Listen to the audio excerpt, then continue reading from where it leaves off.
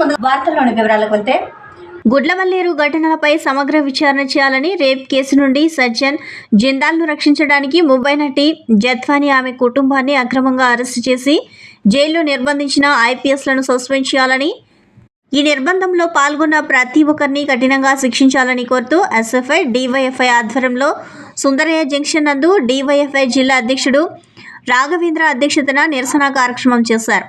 ఈ కార్యక్రమాన్ని ఉద్దేశించి డివైఎఫ్ఐ ఎస్ఎఫ్ఐ జిల్లా కార్యదర్శులు నగేష్ అబ్దుల్లా మాట్లాడుతూ గుడ్లవల్లేరు ఇంజనీరింగ్ కళాశాల హెడ్ అండ్ కెమెరాల ఘటనపై నిష్పక్షపాత విచారణ చేసి ఎలాంటి వారినైనా ఉపేక్షించకుండా కఠినంగా శిక్షించాలని డిమాండ్ చేశారు. అలాగే అక్క చెల్లెమ్మలకు ఫోన్ చేసిన 5 నిమిషాలకే రెస్పాన్స్ అయ్యి అత్యాచార ఘటనల్లో లైంగిక వేధింపులకు పాల్పడిన వ్యక్తులపైన చర్యలు తీసుకుంటామని, అందుకోసమే దిశ చట్టం చేశామని గొప్పలు చెప్పిన జగన్ ప్రభుత్వం ఒక అత్యాచార ఘటనలో బడా పారిశ్రామికవేత్త సజ్జన్ జిందాల్ ముంబై నటి జత్వానిపై అత్యాచారం చేస్తే రేప్ కేసును ఉపసంహరించుకోవడానికి నటి జత్వానిపై నిర్బంధాన్ని ప్రయోగించి దుర్మార్గంగా వ్యవహరించారని తెలిపారు. ఎవరైతే ముంబై నటి జత్వానిని అక్రమంగా నిర్బంధించారో ఆ ఐపీఎస్లను సస్పెండ్ చేయాలని డిమాండ్ చేశారు. అలాగే ఈ ఘటనలో ఇన్వాల్వ్ అయిన ఇతర అధికారులను, రాజకీయ నాయకులను చట్టం ప్రకారం కఠినంగా శిక్షించాలని డిమాండ్ చేశారు. జగన్మోహన్ రెడ్డి మహిళలకు చెప్పే మాటలు, చేసే పనులు ఈ ఘటనతో బహిర్గతమయ్యాయని ఆరోపించారు. ఈ నిరసన కార్యక్రమంలో ఎస్ఎఫ్ఐ జిల్లా అధ్యక్షులు రంగప్ప, నగర అధ్యక్ష కార్యదర్శులు అమర్, సాయి ఉదయ్, నగర ఉపాధ్యక్షులు అబుబకర్, డివైఎఫ్ఐ న్యూ సిటీ కార్యదర్శి హుస్సేన్ బాషా, ఓల్డ్ సిటీ అధ్యక్ష కార్యదర్శులు నాయుడు, అంచి నాయకులు షేక్ అహ్మద్, చంద్ర, జుబేర్, ఖలీల్, గౌస్ బాషా, డివైఎఫ్ఐ మాజీ జిల్లా అధ్యక్షులు రామకృష్ణ, మాజీ నాయకులు మహబూబ్ బాషా తదితరులు పాల్గొన్నారు.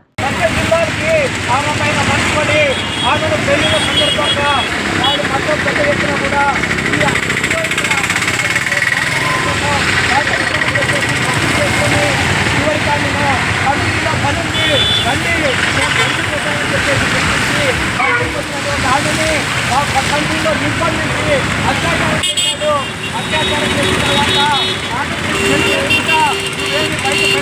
పెట్టాడు ఆయన మాట చెప్పి తర్వాత పెళ్లి చేసుకోకపోతే నువ్వు పెళ్లి వేసుకుంటావా లేదా అని చెప్పి నాకు నిలబిస్తే వాడు నువ్వు ఏం చేస్తున్నావు చేసుకోపో.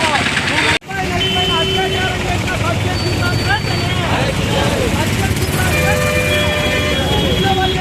చేస్తున్నారు అని రోడ్ల మీదకి వచ్చి చాలా ఇబ్బందులు పడుతున్నారు.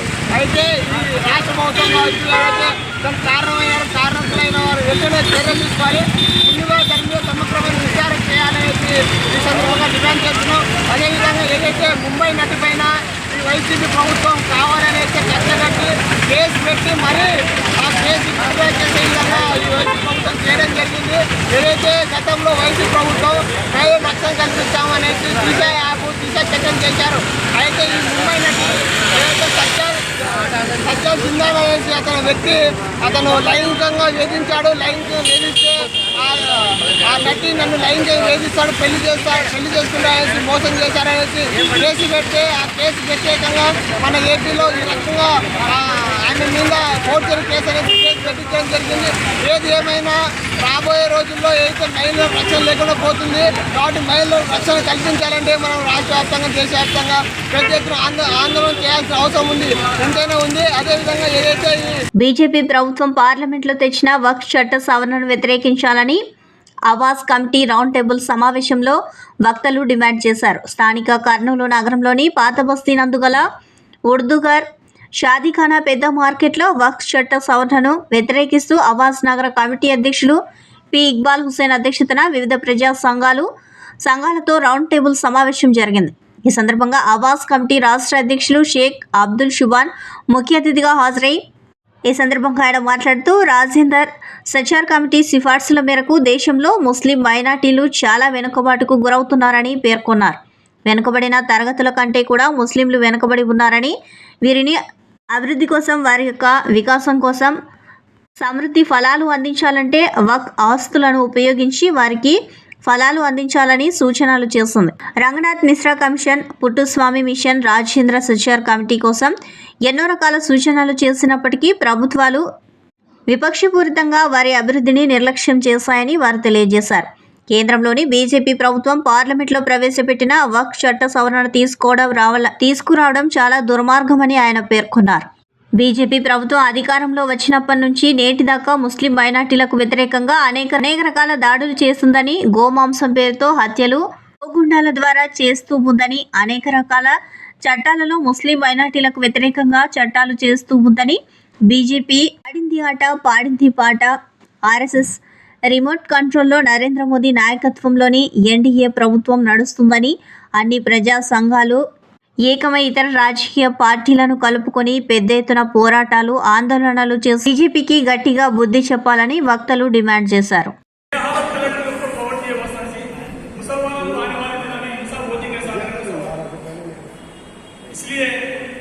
प्रॉपर्टी बचाने का दो तरीके हैं. एक तरीका उनको कमेटी वाले को होगा 15 दिन के अंदर तुम्हें ऑब्जेक्शन करो बोल के.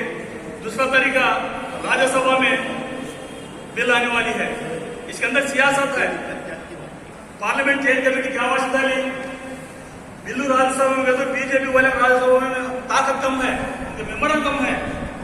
ये 2 महीने के अंदर इलेक्शन चलने वाले हैं. हरियाणा का भी इलेक्शन डेट आ गया है, महाराष्ट्र आने वाला है. ये इलेक्शन 3-4 स्टेटों में चलने वाले हैं. 3-4 स्टेटों में अगर से बीजेपी की चाहने वाले के ताकत बढ़ गई तो ऑटोमेटिक उनको राज्यसभा बढ़ जाती है. आंध्र प्रदेश में चलता है क्या बोल सकते नहीं. एमएलए बाहर निकल गए वैसे निकलना मतलब क्या है? राज्यसभा मेंबर्स बढ़ाना.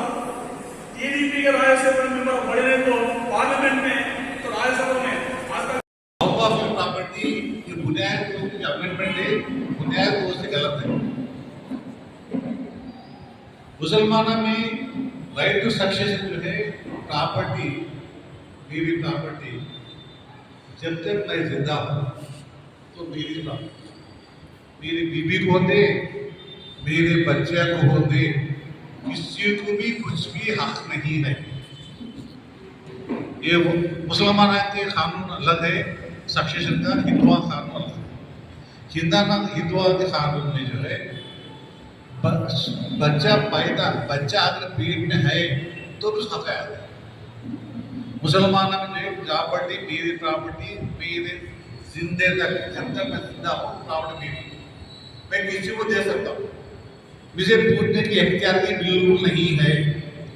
वो कानून खत्म कर रहे करके अगर मैं प्रॉपर्टी दे रहा हूँ तो मेरे औलाद जो होने वाले हिस्सेदार है दूसरे कौतुब है तो आप जिसे कर सकते.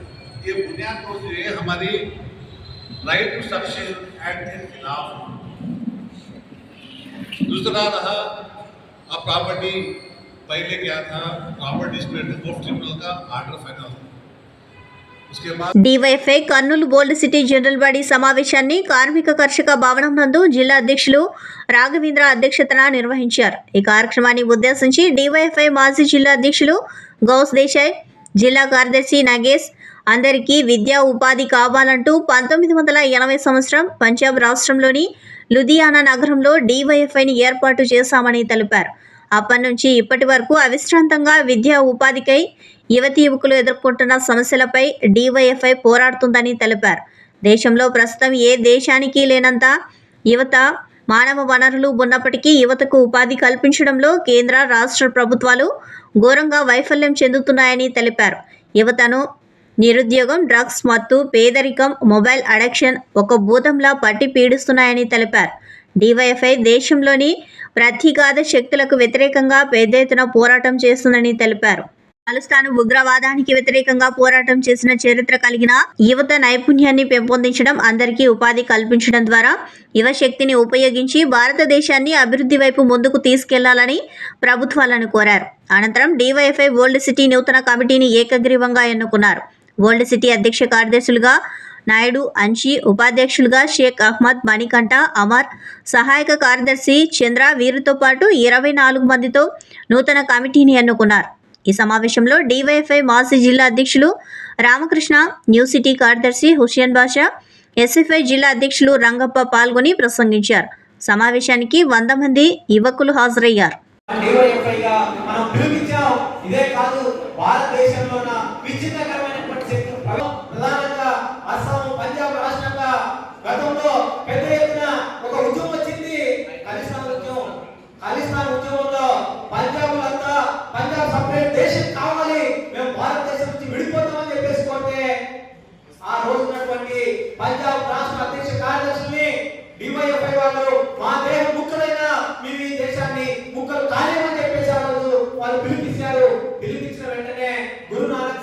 ఉన్నటువంటి మన అధ్యక్షుడిని వాళ్ళు నిలువున నరికి చంపేశారు.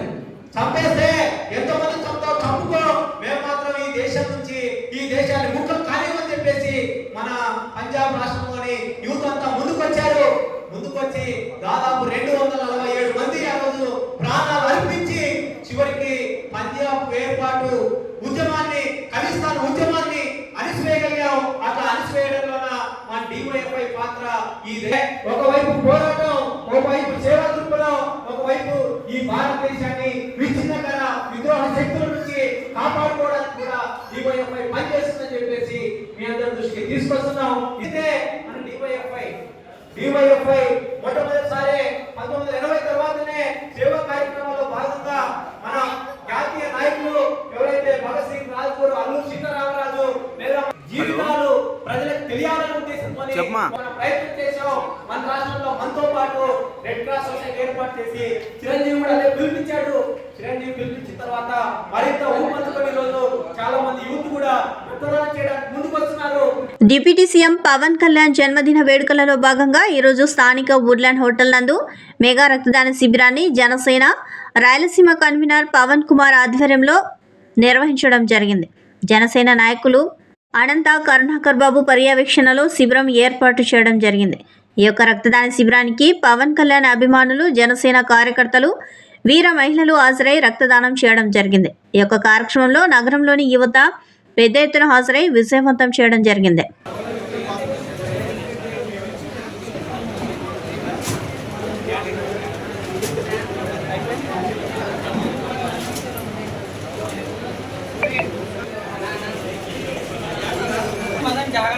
ఫోన్ పెట్టాడు.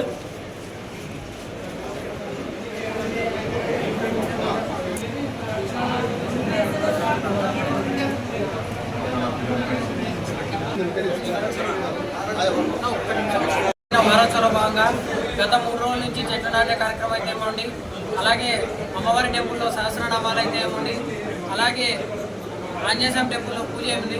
ఈరోజు 1వ తారీఖున కర్నూలు నియోజకవర్గ జనసేన పార్టీ తరఫున రక్తదాన శిబిరం ఏర్పాటు చేయడం జరిగింది. ఈరోజు ఉదయం నుంచి ఇప్పటి వరకు దాదాపు 100 మంది రక్తదాతలు రక్తదానం చేయడం జరిగింది. రాబో రోజులలో కూడా ఇదే స్ఫూర్తి, ఇదే విధంగా ప్రజలకు ఉపయోగపడే విధంగా మేమందరం కలిసికట్టుగా కృషి చేస్తామని చెప్పి తెలియజేసుకుంటూ, ఎందుకంటే ఈరోజు యువత రాజకీయాల వైపు అలాగే ప్రజల సమస్య వైపు మళ్ళీందంటే కేవలం మా అధ్యక్షులు పవన్ కళ్యాణ్ గారి మార్గదర్శకంలోనే మాత్రమే, ఆయన యొక్క స్ఫూర్తితో, ఆయన యొక్క నడుగుజాడలో మేమందరం కలిసికట్టుగా ప్రజల సమస్యను తీర్చుకుంటూ స్వర్ణాంధ్రప్రదేశ్కు మేమందరం కృషి చేస్తామని చెప్పి తెలియజేసుకుంటూ కర్నూలు కార్పొరేషన్ పరిధిలోని 43వ వార్డు ఇందిరాగాంధీ నగర్లో ఉన్న కొట్టంబడి స్థలానికి అక్రమంగా ఇచ్చిన పట్టాను, అక్రమ రిజిస్ట్రేషన్లను రద్దు చేయాలని జిల్లా కలెక్టర్ కార్యాలయంలో జరిగిన ప్రజా సమస్యల పరిష్కార వేదికలో కర్నూలు జిల్లా కలెక్టర్ పి రంజిత్ బాషాకి కొట్టంబడి రక్షణ కమిటీ సభ్యులు T Ramudu, S Rosaiah, M Bhaskar, V Rajasekhar Reddy, P Nageswararao, R Madileti, V Shankar, K Vikram కలిసి వినతి పత్రం ఇవ్వడం జరిగింది. ఈ సందర్భంగా వారు మాట్లాడుతూ ఇందిరాగాంధీ నగర్లో గత 40 సంవత్సరాలుగా నడుస్తున్న ఎయిడెడ్ పాఠశాల కొట్టంబడి నడుస్తున్న కాలంలోనే బడి స్థలాన్ని కొట్టేయాలన్న దురుద్దేశంతో స్కూల్ టీచర్గా ఉన్న రోస్మండ్ కొట్టంబడి స్థలంలోనూ తాను కాపురం ఉన్నట్లుగా కల్లూరు ఎంఆర్ఓకు డబ్బులు ఇచ్చి 2006 సంవత్సరంలో రహస్యంగా అక్రమ పట్టాను తీసుకోవడం జరిగింది. బడి నడుస్తున్న కాలంలోనే తన 2 కూతుర్ల పేరుతో రిజిస్ట్రేషన్ చేయడం జరిగింది. వారు మరొక 2కి బడి స్థలాన్ని అమ్మి రిజిస్ట్రేషన్ చేయించారు. 2022 సంవత్సరం వరకు పాఠశాల జరిగింది. బడి జరుగుతూ ఉండగానే అక్రమంగా పట్టాను తీసుకుని అక్రమ రిజిస్ట్రేషన్లు చేయించిన దానిపైన విచారణ జరిపించాలని కల్లూరు ఎంఆర్ఓని కోరిన సందర్భంగా గతంగా ఉన్న రమేష్ బాబు స్కూల్ను సందర్శించి స్కూల్లో చదివిన విద్యార్థుల సర్టిఫికెట్లు, ఎంఈఓ 2022 వరకు స్కూల్ నడిపినట్టుగా ఇచ్చిన రిపోర్ట్ను తీసుకొని జిల్లా కలెక్టర్కి నివేదిక ఇస్తామని చెప్పారని, కానీ ఆ సమస్య ఇప్పటి వరకు పరిష్కారం కాలేదని జిల్లా కలెక్టర్కి వివరించడం జరిగింది. పాఠశాల స్థలానికి అక్రమంగా ఇచ్చిన పట్టాను రద్దు చేయాలని, అక్రమ రిజిస్ట్రేషన్లను రద్దు చేయాలని, ప్రజలందరికీ ఎంతగానో ఉపయోగపడే ఈ స్థలాన్ని ప్రభుత్వం స్వాధీనం చేసుకొని ఎలిమెంటరీ స్కూల్ లేదా కమ్యూనిటీ హాల్ నిర్మించాలని చెప్పడం జరిగింది. జిల్లా కలెక్టర్ స్పందిస్తూ తప్పకుండా విచారణ జరిపించి న్యాయం చేస్తామని చెప్పారు. అక్రమంగా ఇచ్చిన పట్టాను రద్దు చేసేంత వరకు కాపాడుకుంటాం కొట్టంబడి స్థలాన్ని, కాపాడుకుంటాం కొట్టంబడి స్థలాన్ని, కాపాడుకుంటాం కొట్టంబడి స్థలాన్ని. వర్తిల్లాలి పూర్వ విద్యార్థులు 43వ వార్డు ప్రజల ఐక్యత, వర్తిల్లాలి పూర్వ విద్యార్థులు 43వ వార్డుల ప్రజల ఐక్యత, వర్తిల్లాలి పూర్వ. కర్నూలు కార్పొరేషన్ పరిధిలోని 43వ వార్డులో బడి స్థలానికి అక్రమంగా పట్టా తీసుకొని ఆ పట్టా ద్వారా తమ కూతుర్ల పేరుతో రిజిస్టర్ చేయించి వారు వేరే వాళ్ళకి అమ్మి ఈ విధంగా బడి స్థలం కబ్జాకు గురవుతుంది. దానిపైన చర్యలు తీసుకోవాలని చెప్పేసి ఈరోజు జిల్లా కలెక్టర్ గారికి వినతి పత్రం ఇవ్వడం జరిగింది. దాదాపు 45 సంవత్సరాలుగా ఇందిరాగాంధీ నగరు, పివి నరసింహారావు నగరు, ఇల్లూరు నగరు చుట్టుపక్కల ఉండే స్లమ్ ఏరియాలో ఉండే పేద ప్రజల పిల్లలందరూ ఈ బడిలో కొట్టంబడిలో చదువుకుంటున్నారు. కానీ ఆ కొట్టంబడి స్థలం ఈరోజు అన్యాక్రాంతం అవుతుంది. ఈరోజు కాపురం ఉన్నట్టుగా రోజ్మండ్ అనే టీచరు తమ పేరుతో పట్టా తీసుకొని వాళ్ళ కూతుర్లకు రిజిస్టర్ చేయించి ఆ కూతుర్లు వేరే వాళ్ళకి అమ్మడం అనేది జరిగింది. వాళ్ళు వచ్చి ఆ బడి స్థలాన్ని కూలుస్తున్న సందర్భంగా స్కూల్లో చదివిన విద్యార్థులు అలాగే వీధి ప్రజలందరూ అడ్డుకోవడం జరిగింది. ఆ విషయాన్ని ఎంఆర్ఓ గారికి తెలియజేశాము. ఎంఆర్ఓ గారు కూడా విజిట్ చేశారు. కానీ ఇప్పుడు దాకా దానిపైన ఎలాంటి చర్యలు తీసుకోలేదు. కనుక మేము కోరుతున్నది ఒకటే, ఆ బడికి అక్రమంగా ఇచ్చిన పట్టాను రద్దు చేయాలా, ఆ స్థలాన్ని ప్రభుత్వం స్వాధీనం చేసుకోవాలా, అక్కడ స్కూల్ నిర్మాణం చేయాలా, లేదంటే కమ్యూనిటీ హాల్ నిర్మాణం చేసి వీధి ప్రజలందరికీ ఉపయోగపడే విధంగా ఆ స్థలాన్ని కాపాడాలని చెప్పేసి కోరుతున్నాం. కర్నూలు జిల్లా గనులు మరియు భూగర్భ శాఖ కార్యాలయం ముందు ఒకే కౌంటర్ పెట్టడం ద్వారా బుకింగ్కి ఇబ్బందికరంగా ఉందని తెలిపారు. ఇదే ఆవరణంలో 2-3 బుకింగ్ కౌంటర్లు ఏర్పాటు చేస్తే ఇసుక బుకింగ్ చేసుకోవడానికి సులభతరంగా ఉంటుందని తెలిపారు. ఒకే కౌంటర్ పెట్టడం ద్వారా అర్ధరాత్రి 1 గంట నుండి 9 గంటల వరకు క్యూ లైన్లో నిలబడి ఇబ్బందులకు గురవుతున్నారని అన్నారు. ఈ పద్ధతిని మార్చాలంటూ ఇసుక టిప్పర్ యజమానులు ఆందోళన చేపట్టారు. ఇసుక బుకింగ్లో లోటన్ పద్ధతిని ఏర్పాటు చేయాలని వారు డిమాండ్ చేశారు. ఇసుక బుకింగ్ విషయంలో ఏజెంట్లు అవకతవకలకు పాల్పడుతున్నారని వారు ఆవేదన వ్యక్తం చేశారు. ఇసుక రీచ్ వద్దే బుకింగ్ పద్ధతిని ఏర్పాటు చేయాలని కోరారు. కూటమి ప్రభుత్వం వచ్చిన తర్వాత ఇసుక ధర తగ్గించినందుకు ధన్యవాదాలు తెలిపారు.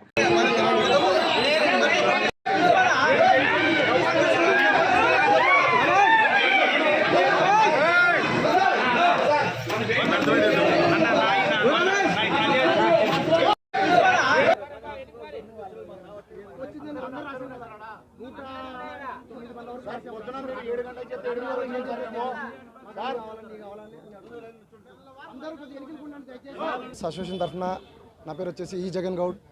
మాకు టిప్పర్లకి ఇసుకకి సంబంధించి ఏదైతే బిల్లులు ఉన్నాయో బిల్లులకు సంబంధించి రీచ్ల దగ్గర పెడితే మాకు బాగుంటుందని మేము చెప్తున్నాము.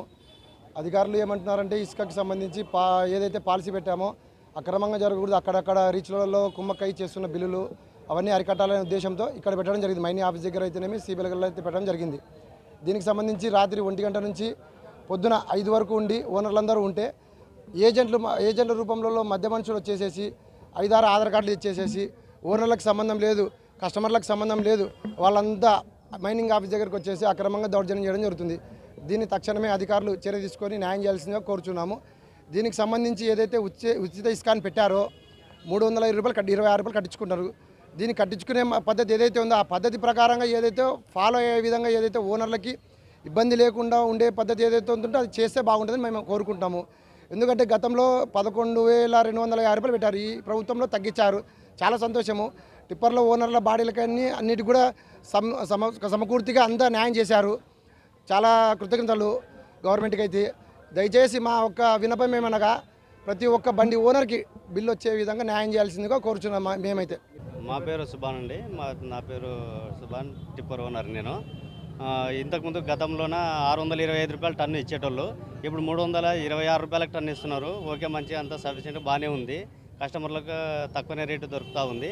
కానీ డీడీ ఆఫీస్లోన ఇక్కడ బుక్ చేసుకోవడానికి అవైలబుల్గా ఏమి ఫెసిలిటీస్ ఏం పెట్టలేదు. ఇక్కడ నైట్ అంతా వచ్చి ముందే వచ్చేసి అంతా ఎవరికి నావని గొడవలు జరుగుతూ ఉన్నాయి ఇక్కడ మొత్తం. ఇక్కడ దయచేసి ఎట్లన్నా కానీ అందరూ కలిసి డిపార్ట్మెంట్ వాళ్ళు కానీ, విధా వాళ్ళు కానీ, కలెక్టర్ గారు కానీ, జాయింట్ కలెక్టర్ గారు కానీ, సీఏ గారు కానీ అందరూ కలిసి మంచి వసతులు కల్పించాలని కోరుకుంటున్నాం.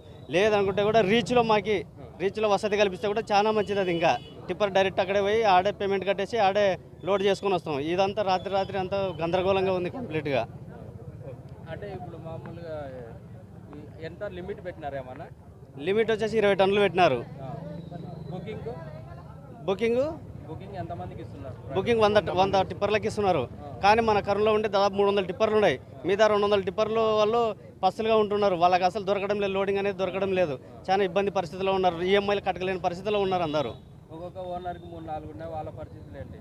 అందుకే సిఐటియు రాష్ట్ర కమిటీ ఇచ్చిన పిలుపులో భాగంగా న్యూ సిటీ సిఐటియు కమిటీ ఆధ్వర్యంలో సుందరే సర్కిల్ నందు యుద్ధాలు వద్దు, శాంతి కావాలని, అమెరికా యుద్ధ ఉన్మాదాన్ని వ్యతిరేకించండి అంటూ నిరసన కార్యక్రమం జరిగింది. ఈ కార్యక్రమానికి సిఐటియు నగర అధ్యక్షులు ఆర్ నరసింహులు అధ్యక్షత వహించారు. ఈ కార్యక్రమానికి ముఖ్య అతిథులుగా హాజరైన సిఐటియు రాష్ట్ర నాయకులు పి నిర్మలమ్మ, సిఐటియు జిల్లా నాయకులు కె ప్రభాకర్, నగర నాయకులు టి రాముడు కార్మికులను ఉద్దేశించి మాట్లాడారు. ఈ సందర్భంగా వారు మాట్లాడుతూ పాలస్తీనాలో ఉక్రెయిన్ల యుద్ధాలను అమెరికా నాయకత్వంలోని సామ్రాజ్యవాదం రెచ్చగొడుతూ ఇజ్రాయెల్కు అమెరికా ఆయుధాలను సరఫరా చేసి పిల్లలు పెద్దలు తేడా లేకుండా జనవాసాలపైన దాడులు చేసి 4,000 మంది పాలస్తీనా ప్రజల ప్రాణాలను బలికొన్నదే.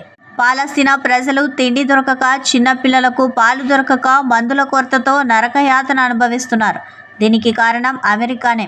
ఉక్రెయిన్ దేశానికి నేను సహాయం చేస్తానని అమెరికా ఆయుధాలను పంపుతూ తెర వెనుక ఉండి అమెరికా యొక్క సైన్యాన్ని పంపి రష్యా దేశాన్ని రెచ్చగొడుతూ దేశాల మధ్య యుద్ధాన్ని ప్రేరేపిస్తున్నది. ఇక ఆయుధాలను అమ్ముకోవడం కోసం శాంతియుతంగా ఉన్న దేశాల మధ్య చిచ్చు పెడుతూ మరోవైపు శాంతి కొరకు ప్రయత్నం చేస్తున్నానని మోసపూరిత మాటలు మాట్లాడుతున్నది. మానవత్వం లేని అమెరికా చర్యలను కార్మిక వర్గం వ్యతిరేకించాలి. సోషలిస్టు దేశం రష్యా ఇప్పటికీ అమెరికన్ సామ్రాజ్యవాదం ఎత్తుగడలను ఎప్పటికప్పుడు తిప్పికొడుతూ వ్యతిరేకిస్తోంది.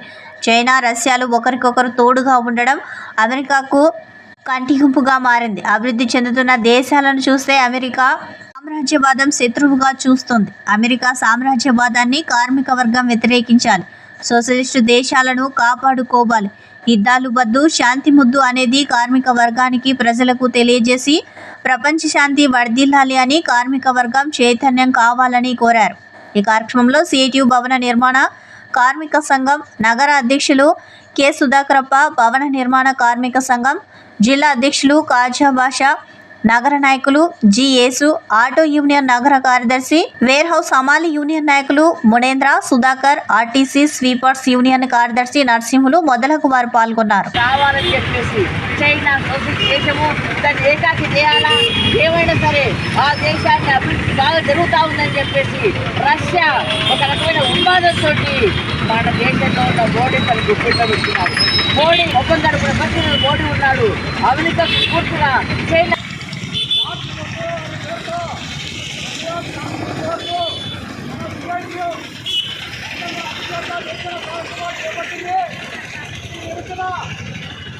శాంతి కావాలి.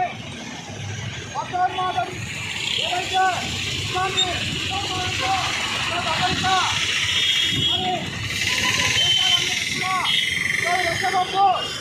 ఆయుధాలు అమ్ముకోవడం కోసం ఈరోజు ఇస్లామీ ప్రేరేపిస్తుంది అమెరికా. ఆ రకంగా చేయడం ద్వారా ఈరోజు ఇస్రాయల్ ఆలోచన పైన దాడులు చేసి దాదాపు 4,000 మంది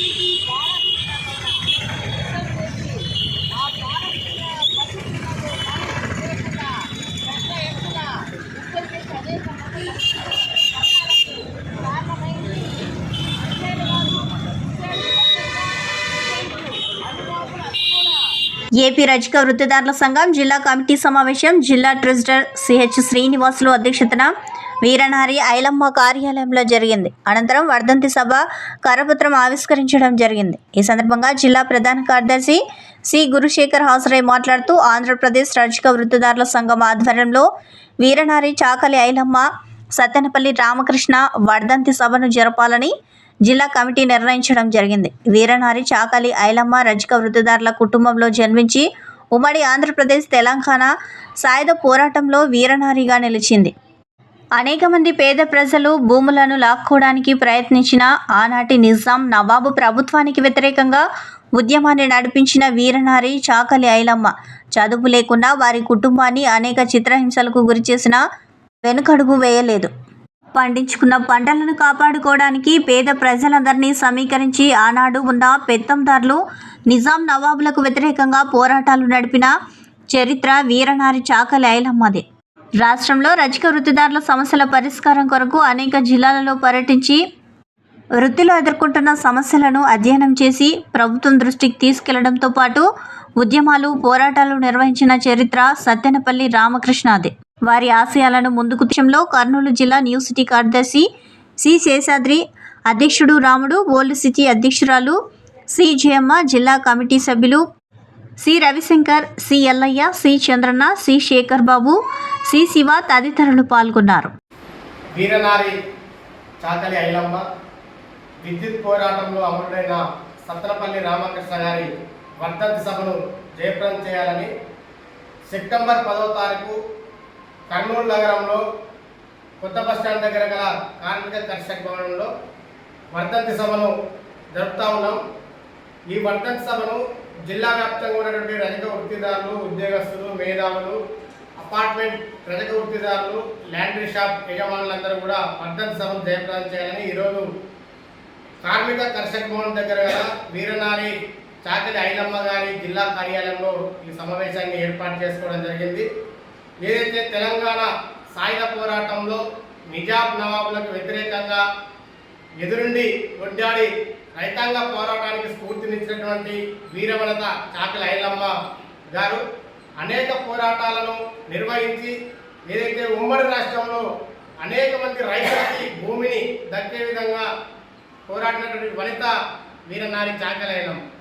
అదేవిధంగా 2000 సంవత్సరంలో అప్పటి ప్రభుత్వం విద్యుత్ ఛార్జీలను పెంచబోతే విద్యుత్ ఛార్జీలకు వ్యతిరేకంగా వామపక్ష పార్టీలు పిలుపులో భాగంగా అప్పుడున్నటువంటి ఉమ్మడి ఆంధ్రప్రదేశ్ రజక వృత్తిదారుల సంఘం రాష్ట్ర కన్వీనర్గా ఉన్నటువంటి సత్తెనపల్లి రామకృష్ణ గారు హైదరాబాదు బషీర్బాగుల్లో విద్యుత్ పోరాటంలో బుల్లెట్ గాయాలకి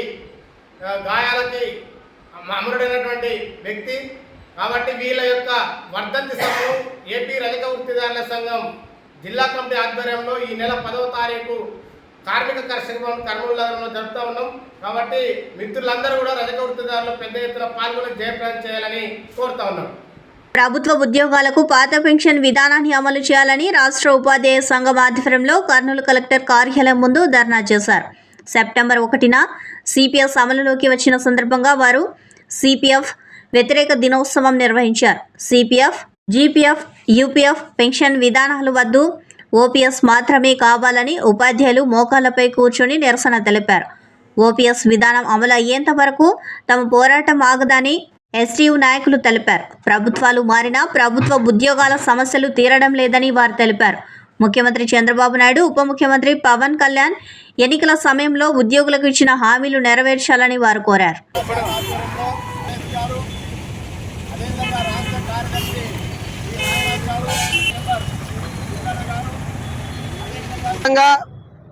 కేంద్ర రాష్ట్ర ప్రభుత్వాలు ఈ దేశంలో ఉన్నటువంటి దాదాపు 50 లక్షల మంది ఉద్యోగస్తులకు యూపీఎస్, సిపిఎస్, జిపిఎస్ విధానాన్ని అమలు చేస్తూ ద్రోహం చేస్తూ ఉన్నాయి. ప్రభుత్వాలు ఉద్యోగులను ప్రభుత్వం పైన భారంగా భావించడం తగదని సందర్భంగా తెలియజేస్తూ ఉన్నాం. రాష్ట్ర ఉపాధ్యాయ సంఘం గత 15 సంవత్సరాలుగా రాష్ట్ర ప్రభుత్వాలు సిపిఎస్, జిపిఎస్, యూపీఎస్ అమలు ప్రతిపాదనలకు నిరసనగా రాష్ట్రోపాధ్యాయ సంఘం ఈరోజు రాష్ట్రంలో ఉన్నటువంటి 26 జిల్లాల్లో నిరసన ప్రదర్శన కార్యక్రమాలు చేపడతా ఉంది.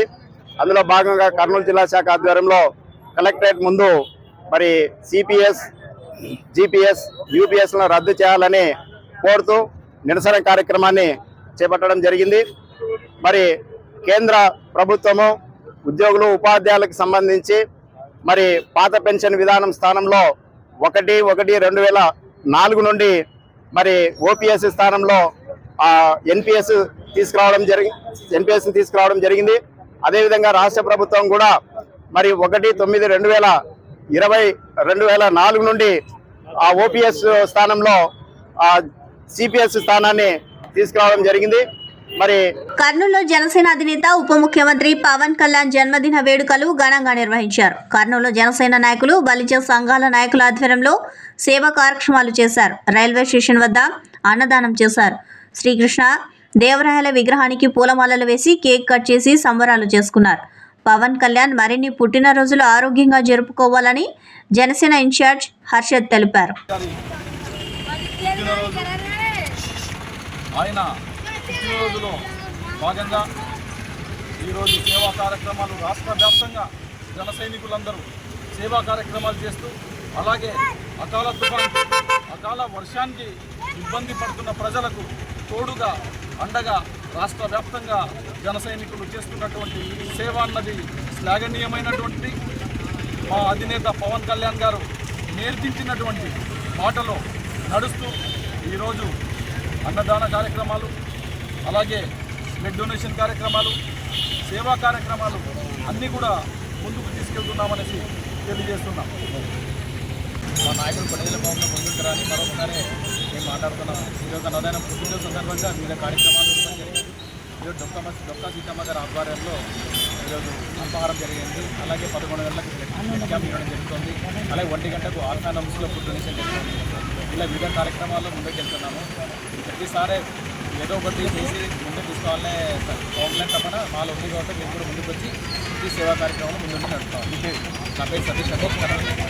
కలెక్టరేట్ సునైన ఆడిటోరియంలో ప్రజా సమస్యల పరిష్కార వేదిక కార్యక్రమం ద్వారా జిల్లా కలెక్టర్ పి రంజిత్ బాషా, జాయింట్ కలెక్టర్ బి నవ్య ప్రజల నుంచి వినతులను స్వీకరించారు.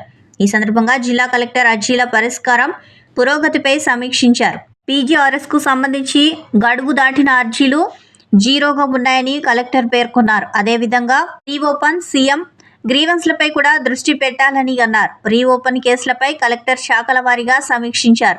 ప్రధానంగా రెవెన్యూ, పోలీస్ శాఖలో రీఓపెన్ కేసులు ఎక్కువగా ఉన్నాయని అన్నారు. రెవెన్యూ శాఖకు సంబంధించి అర్జీలు రీఓపెన్ కాకుండా జాయింట్ కలెక్టర్, డిఆర్ఓ సమీక్ష చేయాలని సూచించారు. 15 రోజులకు ఒకసారి ఈ రిపోర్ట్పై తాను కూడా సమీక్ష నిర్వహిస్తానని కలెక్టర్ తెలిపారు. మిగిలిన శాఖల్లో కూడా అర్జీలు రీఓపెన్ కాకుండా చర్యలు తీసుకోవాలని అన్నారు. రీఓపెన్ కాకుండా అర్జీల పరిష్కారంపై ఎండార్స్మెంట్ స్పష్టంగా ఇవ్వాలని, అర్జీదారులతో మాట్లాడి పరిష్కార చర్యల గురించి వివరించాలని అన్నారు. అదేవిధంగా సీఎం కార్యాలయం నుండి వచ్చే దరఖాస్తులపై ప్రత్యేక దృష్టి సారించి పరిష్కరించాలని అన్నారు. జిల్లాలలో ఇప్పటి వరకు 56 దరఖాస్తులు పెండింగ్లో ఉన్నాయని, వీటిని త్వరితగతిన పరిష్కరించాలని కలెక్టర్ ఆదేశించారు.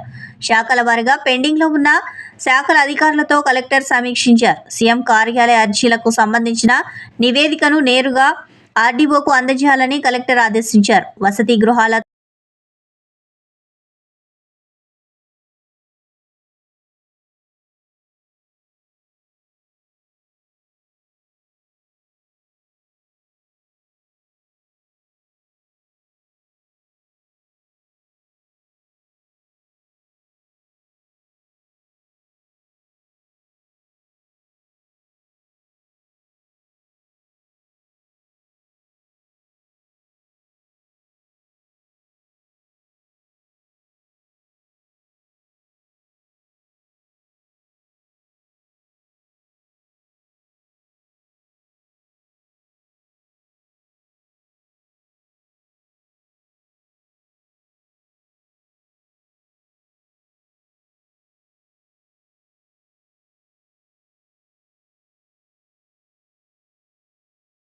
ఈ వార్తలు ఇంతటితో సమాప్తం. నమస్కారం.